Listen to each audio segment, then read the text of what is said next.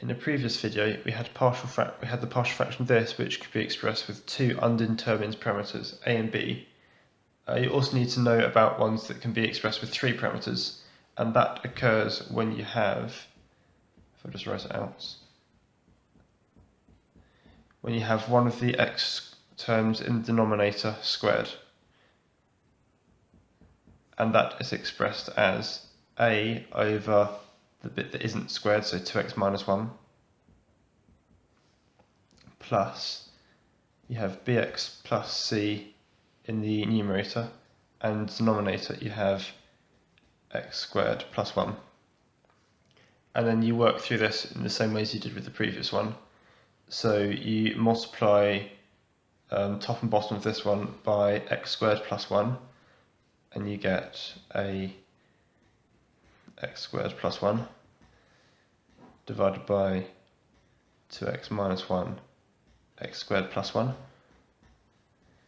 and do the same with this fraction and multiply by 2x minus 1, and you have bx plus c multiplied by 2x minus 1 divided by the same as here, so 2x minus 1 x squared plus 1. And because the denominator is the same for each of the three fractions, you can ignore it. So you have 3x plus 1 is equal to a x squared plus 1 plus bx plus c plus, multiplied by 2x minus 1. And from here you use what I referred to as the second method, which is substituting values of x. So to make this term disappear, you can do it by either making this bracket 0 or this one. This one's the easiest, so if you have 2x minus 1 equals 0, you get x equals half. Substitute this into here, and you get 3 over 2 plus 1 equals a times half squared is a quarter plus 1 plus 0, because 2 times a half is 1, take 1 is 0, so this bit becomes 0, which is here. And then rearrange this and you get a equals 2. And then so you've got this term, we know what a is. Another suitable substitution to find to find c would be x equals 0. So here, that's 3 times 0 is 0, so you're just going to have the 1 left over, plus a, which is 2, 1 equals a, which is 2x squared, 0 squared is 0, so that's going to be multiplied by 1, plus b times 0 is going to be 0 plus c, so you're going to have c multiplied by 2 times 0, which is 0 minus 1. And then rearrange for c, and you find that c is equal to 1. And then, so you've got a and c, so only need to find b. Easiest way to do that is choose a substitution that makes your life easy, so x equals 1.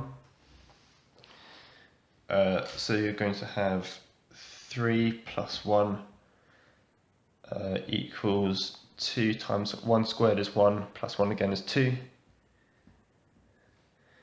plus, b times 1 is just b, plus c, which is 1, don't forget the brackets here, multiplied by 2 times 1, which is 2, take away 1 is 1, so it stays as it is, and then rearrange for b, and you find that b is equal to minus 1.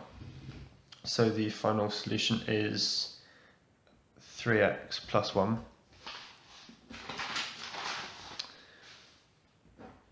divided by 2x minus 1 times x squared plus 1 is equal to, where's it gone? The a over 2x plus minus 1 is going to be, a is 2, so it's going to be 2 over 2x minus 1 plus b, which is minus 1, so just minus x plus c, which is 1, divided by x squared plus 1. And that is the method you use when you have a x squared term in the denominator. If you have a question of this form where one of the denominators is squared, it's also going to have 3 undetermined parameters, but they're going to be in the form of a over 4x plus 2 plus b over x plus 1 plus c over x plus 1 all squared. So you get 3 separate fractions, which is different to the 2 we had in the previous example.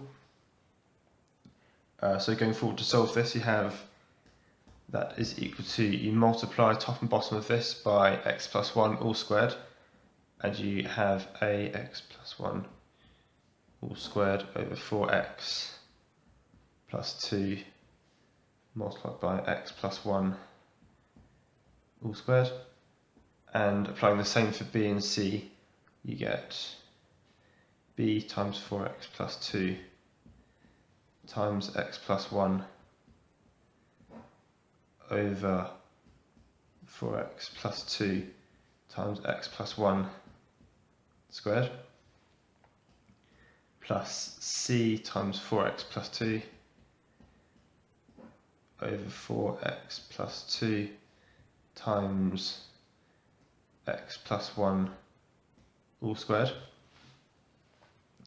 And because the denominators are equal here and here, you can ignore them, so you end up with 9x squared plus 26x plus 11 is a x plus 1 squared plus b 4x plus 2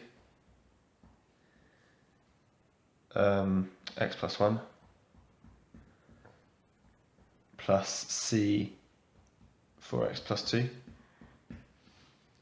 So looking for a suitable substitution for x, you notice that both the b and c terms have a 4x plus 2. So if you set that equal to 0, you have to find a. So 4x plus 2 equals 0. That tells you that x needs to be minus a half. Substituting in, you're going to have a half squared as a quarter, so 9 over 4, plus 26 times minus half is minus 13, plus 11 equals a times x, which is minus a half, plus 1 squared, and the b and c term is going to be 0. So if you rearrange this, you find that a is equal to 1. So to find, so the next suitable substitution is x is minus 1. That's going to get rid of this term and also this one, so just going to be left with c. So 9 times minus 1 squared is going to be 9. Minus 13x, no sorry, just 13. No, it's not, I'm lying to you. Minus 26 plus 11 equals, that's going to go to 0, that's going to go to 0, so you're going to have c times minus 4 plus 2. Rearrange that and you find that c is equal to 3. And then, so you have a and c, so you need to find b, so make your life easy for yourself, set x equals 1. X equals 0 would make your life easy. So you're going to have 11 equals a, which is 1 times 1 squared, plus it's going to be 2 times 1, it's going to be 2 times b, so it's just 2b. Plus c, which is 3 times 2, which is going to be 6. Rearrange that and you get b is equal to 2. So the final answer is going to be 9x squared plus 26x plus 11 over x plus 1 all squared multiplied by 4x plus 2 is equal to 1 over 4x plus 2 plus 2 over x plus 1 plus 3 over x plus 1 all squared. So just to recap, this is the method you use when one of the denominator terms is completely squared.